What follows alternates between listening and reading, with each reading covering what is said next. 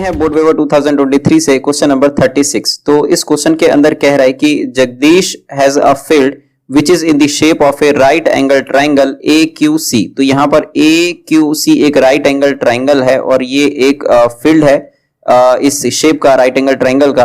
तो he wants to leave a space in the form of a square PQRS inside the field for growing wheat and remaining for the growing vegetables. तो ये कह रहा है कि एक square जो फील्ड है, मतलब इस ट्राइंगल के अंदर एक स्क्वायर शेप हमें छोड़ना है जिसके अंदर उसे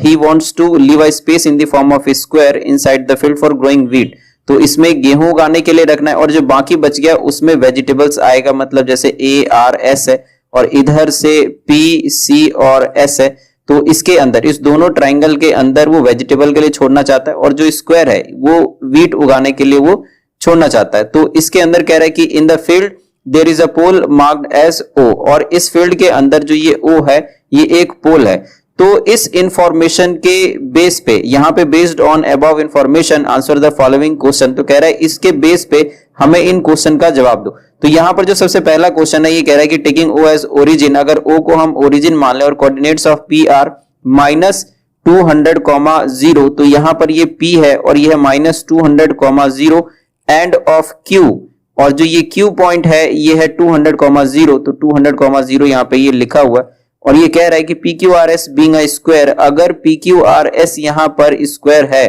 तो what are the coordinates of R and S। तो इस R और S का जो कोऑर्डिनेट होगा वो क्या हो जाएगा। तो मैं इस डायग्राम के अंदर ही मैं आपको समझा देता हूं किस तरीके से है कि अगर ये O ओरिजिन है तो यहां से जो डिस्टेंस है Q ये है 200, तो ये 200 पे है। तो ये x एक्सिस है, क्योंकि तो x एक्सिस पे अगर ये 200 होगा तो ये जो R है इसका कोऑर्डिनेट भी हो जाएगा x का 200। अब यहाँ पे जो y है, y तो ये वाली लाइन है y एक्सिस, तो y एक्सिस पे अगर हम देखें हर एक बॉक्स जो है वो 100 यूनिट का है। तो ये हो जाएगा 100, 200, 300 और 400। तो 400 इस R के लिए भी हो जाएगा और इस S के लिए भी हो जाएगा, जो y की वैल्यू है, मतलब जो y का कोऑर्डिनेट है। तो इसीलिए यहां पर इधर से x की तरफ से 200 और y की तरफ से 400। और अगर हम इसको भी देखें तो यहाँ पे 1 2 3 4, जैसे कि मैंने अभी बताया आपको कि S के लिए जो y है वो भी 400 है, और ये जो x है -200, इसमें से जो -200 है ये इस P का कोऑर्डिनेट है, तो ये इस S का भी कोऑर्डिनेट पॉइंट हो जाएगा x के लिए। तो यहाँ पे x और y ये दोनों इधर से हमको मिल गया, तो इसीलिए हम इस दोनों पॉइंट के लिए हम यहाँ पर लिख सकते हैं कि अकॉर्डिंग टू फिगर जो कोऑर्डिनेट है, जो कोऑर्डिनेट है R का ये है 200, 400, और जो दूसरा है and coordinate of S is -200, 400। तो ये इस पहले पार्ट का आंसर हो गया। अभी देखते हैं इस दूसरे पार्ट को। अब यहां पे मैं इसको लिख भी देता हूं, पहला पार्ट। तो यहां पर ये जो सेकंड पार्ट है इसके अंदर ये जो A है, तो A और B पार्ट में ऑप्शन है यहां पर। तो इसमें से कोई आपको एक क्वेश्चन करना है, जिसमें से जो ये पहला पार्ट है A पार्ट, तो ये कह रहा है what is the area of square PQRS। तो यहां पर जैसे कि आप ये फिगर देख रहे हो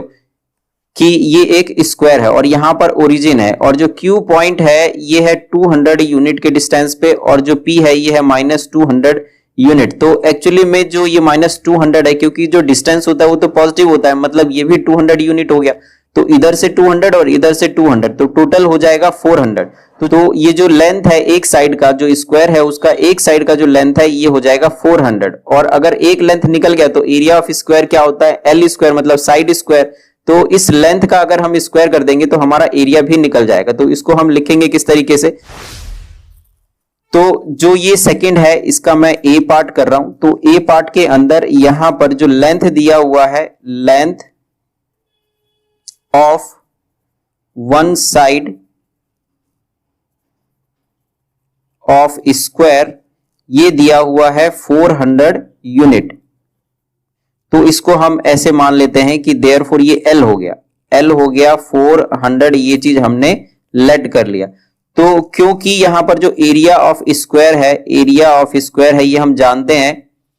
कि साइड स्क्वायर होता है मतलब एल स्क्वायर, तो एल तो यहाँ पर 400 है तो इसीलिए ये हो जाएगा 400 और इसका स्क्वायर, तो ये हो जाएगा 16, और क्योंकि यहाँ पर 2 जीरो है और इसका भी स्क्वायर है तो यहाँ पे हो जाएगा 4 जीरोस, तो 4 जीरोस, और क्योंकि एरिया है तो इसीलिए हम स्क्वायर यूनिट लगाएंगे इस चीज के लिए, और ये हमारा आंसर हो जाएगा सेकंड का ए पार्ट का आंसर। तो अब हम करते हैं इसका जो और पार्ट है, जो मतलब बी में जो यहाँ पर क्वेश्चन दिया हुआ है इस बी पार्ट में, वो क्या कह रहा है। अब यहाँ पर इस बी पार्ट के अंदर कह रहा है कि what is the length of the diagonal P R in a square P Q R S. तो हमें यहाँ पर जो पी आर है मतलब ये एक पॉइंट है और एक आर पॉइंट है, तो डायगोनल इसके बीच में जो वर्टिसेस होते हैं इसको ज्वाइन करने पर मिलता है, तो ये डायगोनल का जो लेंथ है ये हमको पता करना है, जबकि ये पता है कि ये 400 यूनिट है और ये भी 400 यूनिट है, मतलब क्यू आर 400 यूनिट है और पी क्यू भी 400 यूनिट है।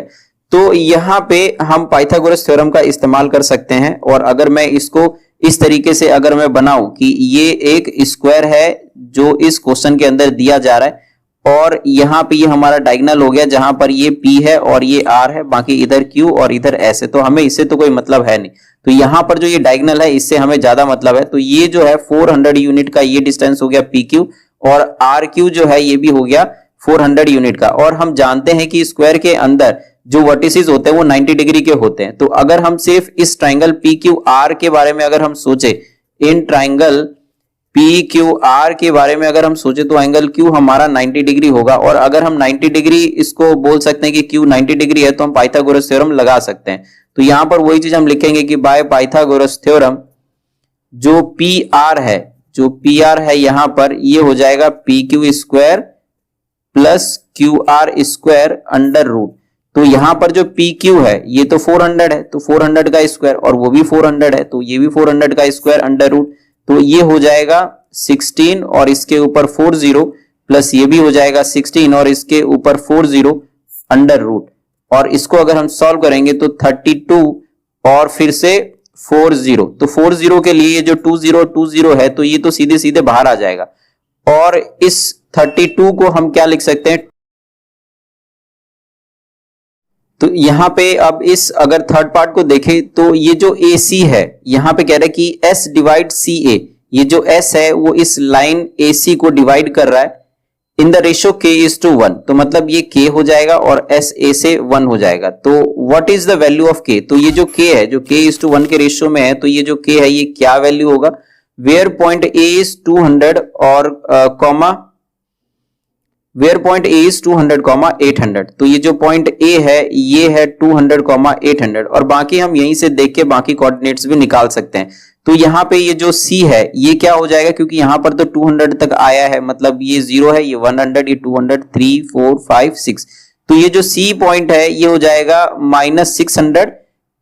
0, और ये जो A पॉइंट है तो यहाँ पर हम देख रहे हैं कि ये 200 है और इसके सीधे सीधे आएंगे तो ये भी 200 होगा, तो X का 200 होगा, और Y का हम यहां से निकाल सकते हैं काउंट करके 1 2 3 4 5 6 7 8, तो ये हो जाएगा 800, तो पॉजिटिव में 800 और इधर से है 200, मतलब 200 800 ये A के लिए हो गया। और S का अगर कोऑर्डिनेट देखें तो यहाँ पर -200 इस X के लिए हो जाएगा, और Y इधर से हम देख लेंगे तो 1 2 3 4, तो 400 Y हो जाएगा, तो -200 400, तो इस तीनों जो पॉइंट है इसके कोऑर्डिनेट आ चुके हैं, और जो रेशियो है इधर है K, मतलब जो CS है ये K है, और A से S तक जो दूसरा रेशियो है ये है 1। तो इसको हमें करना है सॉल्व, K की वैल्यू हमको पता करना, तो इसके लिए मैंने यहाँ पर एक अलग से डायग्राम बना लिया है इस तरीके से। तो यहाँ पर ये है C और ये पॉइंट ही दिया हुआ था जैसे हमने बात किया था इस क्वेश्चन के अंदर पहले ही इस पेपर में, और जो A है ये है 200 800, और जो CS है ये है K और S से A ये 1 पार्ट है। तो जो S है इसका कोऑर्डिनेट है -200 400, वही चीज हमने लिखा और K की वैल्यू निकालना है। तो इस क्वेश्चन के लिए हमें यहां पर यूज करना है बाय सेक्शन फॉर्मूला। तो बाय सेक्शन फॉर्मूला जो ये S है, क्योंकि अगर बीच में जो पॉइंट रहता है हम इसी के लिए सेक्शन फॉर्मूला लगाते हैं, तो इस S के लिए कि अगर ये XY है तो हमें फॉर्मूला लगाना है M1 X2 plus M2 X1 upon M1 plus M2, और इसी तरीके से हमें Y के लिए भी लिखना है M1 Y2 plus M2 Y1 और M1 प्लस M2। तो इस क्वेश्चन को फर्दर सॉल्व करने से पहले मैं चाहूंगा कि मेरे चैनल को सब्सक्राइब कर लूं, ताकि इस तरीके का जो वीडियो है वो बनाने का मुझे मोटिवेशन मिलता रहे। तो प्लीज इस चैनल को सब्सक्राइब करो, लाइक करो, कमेंट जरूर करना प्लीज। तो यहाँ पे जो s है एक्स वाई, ये हो गया m1 x2 plus m2 x1 upon m1 plus m2, और y के लिए इस तरीके का कोऑर्डिनेट है। तो हम सिर्फ इसमें x कोऑर्डिनेट को ही कंपेयर करेंगे और इसी से हमारा k का वैल्यू निकल जाएगा। इस y पार्ट को हम जो मतलब y का जो कोऑर्डिनेट है इसको हम कंपेयर नहीं करेंगे। तो इसीलिए हम यहां पर सिर्फ यही बात लिखेंगे कि कंपेयरिंग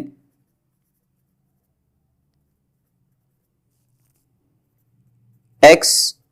कोऑर्डिनेट जो x है, मतलब ये जो x है ये इस x वाला जो कोऑर्डिनेट जो सेक्शन फॉर्मूला में हमने ये x के लिए लिखा है, इसी को हम इसके बराबर लिखेंगे m1 x2 plus m2 x1 upon m1 plus m2, और इसमें हम सारी वैल्यू पुट कर देंगे। तो हम इधर जो देख रहे हैं कि ये x और y है, तो यहाँ पे जो हमारा x है ये है -200, तो यहाँ पे हो जाएगा -200 इज इक्वल टू m1। तो जो m1 है एक्चुअली में ये है इधर m1 और ये है यहाँ पर m2। तो यहां से ये m1 है मतलब कि ये k है, और जो x2 है तो यहां पर मैं लिखूं ये x1 y1 हो जाएगा, और इधर जो दोनों पॉइंट है ये है x2 और y2, तो k और x2, तो x2 हमारा क्या हो जाएगा 200, और फिर प्लस फिर जो m2 है ये m2 है तो ये हो जाएगा 1, और जो x1 है ये हो जाएगा -600, और इसके नीचे है m1 प्लस m2 मतलब k और 1, तो इसको हमें ऐड करके लिख देना है। तो अगर मैं इसको क्रॉस मल्टीप्लाई करूं तो ये आ जाएगा इधर मतलब -200k, इस k से मल्टीप्लाई होके, और इस 1 से जब मल्टीप्लाई हो जाएगा तो ये हो जाएगा -200 विच इज इक्वल टू 200 को अगर k से करेंगे तो ये हो जाएगा 200k, और 600 को अगर 1 से मल्टीप्लाई करेंगे तो ये आ जाएगा -600। अब